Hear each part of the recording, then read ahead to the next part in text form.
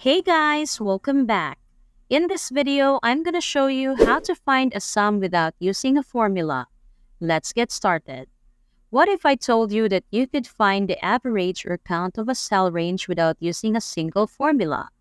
It's true, and it's very easy to do.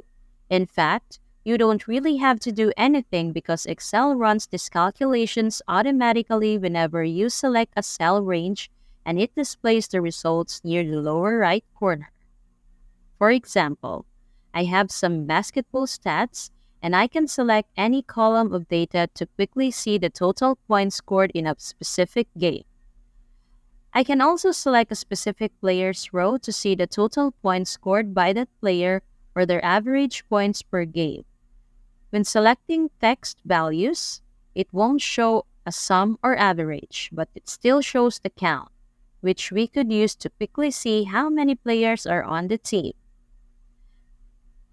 Now, it's still a good idea to create formulas for calculations that you'll use over and over. However, if you just need some quick info about your spreadsheet, this is a fast and easy feature to use.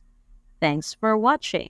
And if you found this video useful, don't forget to give it a thumbs up and hit that subscribe button for more content like this.